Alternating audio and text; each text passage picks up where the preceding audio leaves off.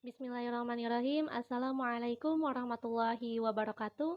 Perkenalkan, nama saya Azka Azhara. Saya dari jurusan Pendidikan Bahasa Arab semester 2 kelas A dengan NIM 12120300023. Di sini saya akan menjelaskan sejarah peradaban Islam di Nigeria. Adapun profil singkat negara Nigeria, yaitu Nigeria merupakan negara berdaulat di Afrika Barat. Letak geografisnya di sebelah barat berbatasan dengan Benin, di sebelah timur berbatasan dengan Chad dan Kamerun, di sebelah utara berbatasan dengan Niger, dan pesisir selatan bagian Nigeria di Teluk Guinea, yaitu di Samudra Atlantik. Nigeria merupakan negara yang berbentuk republik federal yang terdiri dari 36 negara bagian.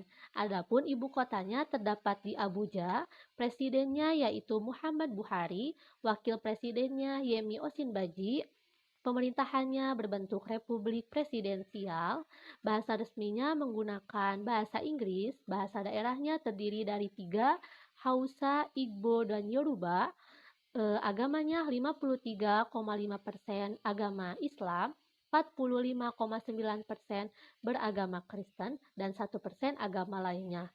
Nigeria memiliki lebih dari 250 kelompok etnis. 3 etnis yang paling berpengaruh yang didominasi oleh 3 suku, Hausa dan Fulani di bagian utara sebanyak 10,4%, lalu di Yoruba berada di selatan dan barat daya sebanyak 22,8%, dan Igbo di sebelah tenggara sebanyak 14,9%. Mata uangnya yaitu Naira, luas wilayahnya mencakup 923,769 km persegi. Populasi penduduk dilihat pada tahun 2021 mencakup lebih dari 211 juta, dan Nigeria ini merdeka dari koloni Inggris pada tanggal 1 Oktober 1960 dan menjadi republik pada tanggal 1 Oktober 1963. Nigeria merupakan salah satu negara produsen minyak terbesar ke-6 di dunia. Selain minyak, ada juga mineral yang terdiri dari timah dan kolumbit. Selanjutnya, kita masuk ke sejarah masuknya Islam di Nigeria. Kita harus mengetahui awal masuknya Islam ke benua Afrika, karena Nigeria itu merupakan bagian dari Afrika. Agama Islam masuk ke wilayah daratan Afrika itu pada masa pemerintahan Khalifah Umar bin Khattab, yang di sana Amr bin As memohon kepada Umar bin Khattab untuk memperluas wilayah penyebaran Islam hingga ke Mesir. Dikarenakan yang pertama, rakyat Mesir ditindas oleh penguasa Romawi di bawah Raja Mukaukis. Kedua, Amr bin As memandang dari kacamata militer dan perdagangan bahwa ini letaknya strategis dan terdapat tanah subur karena ada sungai Nil yang merupakan sumber makanan di sana. Setelah diberi izin oleh Khalifah Umar, maka Amr pun yang pertama melakukan pembebasan Mesir dari penguasa Romawi pada tahun 19 Hijriah atau 640 Masehi. Lalu selanjutnya menaklukkan wilayah di sekitarnya, yaitu yang pertama kota Al-Arishi, di sana tidak ada penolakan. Lalu ke Al-Farabi yang merupakan gerbang memasuki Mesir, di sana harus dikepung selama 1 bulan. Lalu ke kota Bilbis, lalu ke kota Tendoniu, selanjutnya ke kota Ainusyam, dan terakhir ke Benteng Babil atau Istana Lilin yang merupakan pusat pemerintahan Raja Mukaukis. Nah, karena Amr bin As ini kekurangan pasukan, akan tetapi Jubair membawa pasukan dan membantu Amr bin As untuk menaklukkan Benteng Babil ini, dan pada akhirnya Raja Mukaukis ini mengadakan perjanjian damai dengan Amr bin As pada tahun 642 Masehi atau 22 Hijriah, dan inilah akhir dari kekuasaan Raja Romawi. Selanjutnya kita masuk ke sejarah masuknya Islam ke Nigeria. Jadi Islam masuk ke Nigeria itu pada abad ke-9 di utara bagian Nigeria oleh para pedagang dan berkembang pesat di wilayah Kekaisaran Kanem Borno di masa kekuasaan Kaisar Humehilmi. Nah, dari sanalah kemudian menyebar ke kota-kota penting di bagian utara Nigeria hingga abad ke-16 dan kemudian tersebar hingga ke pelosok-pelosok negeri. Beberapa pakar bahkan meyakini bahwa Islam masuk ke Nigeria itu pada abad pertama Hijriah.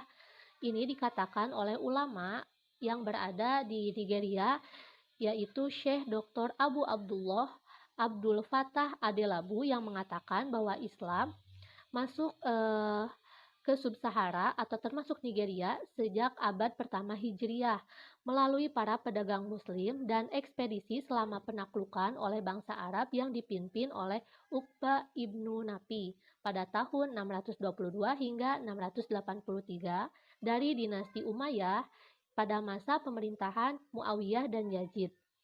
Islam telah menyebar di Afrika Utara atau Maghrib Al-Arabi, termasuk wilayah yang kini dikenal sebagai Algeria, Tunisia, dan Maroko.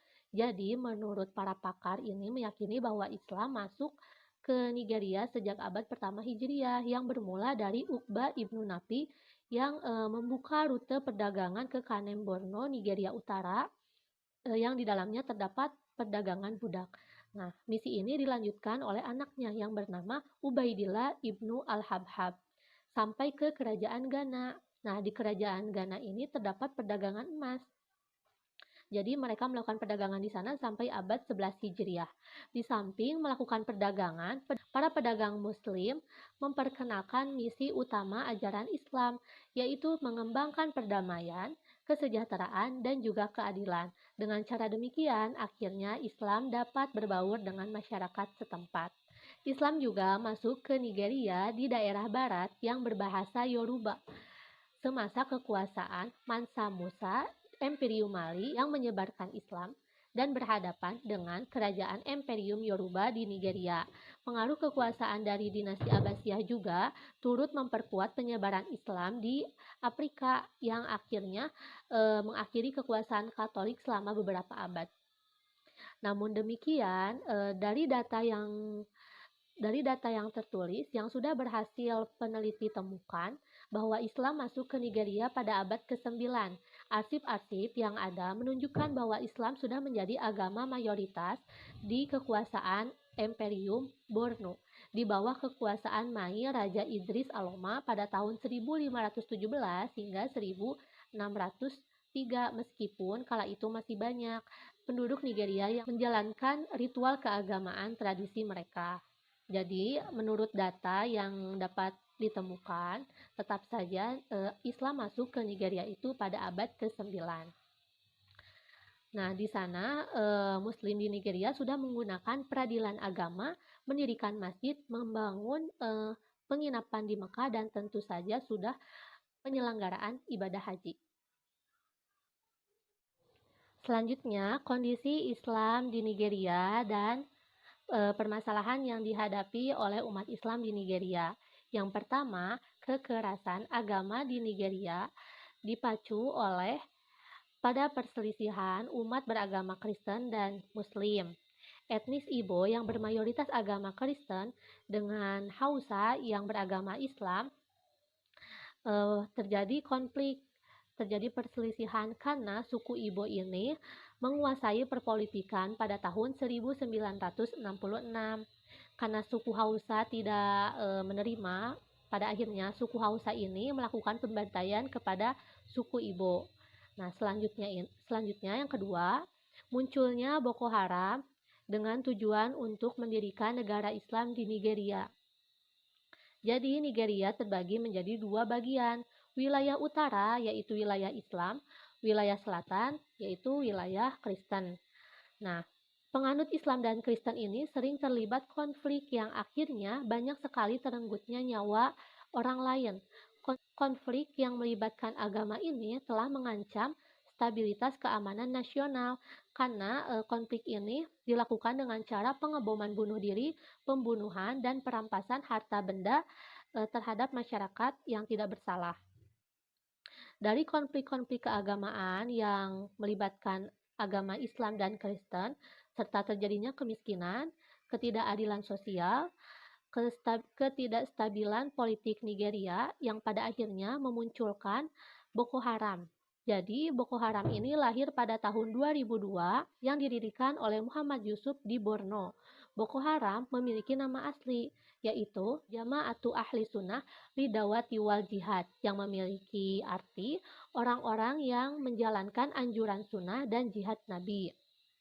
Boko Haram ini berasal dari bahasa Hausa, yang artinya pendidikan barat haram. Boko Haram memiliki tujuan, yaitu untuk memperbaiki Nigeria dengan menerapkan nilai-nilai syariat Islam di negara tersebut.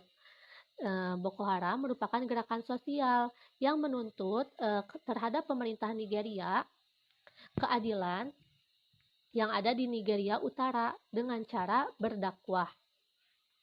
Mereka menuntut adanya keadilan terhadap Nigeria Utara karena adanya ketimpangan pembangunan industri dan infrastruktur di Nigeria bagian selatan yang bermayoritas agama Kristen dan lebih maju.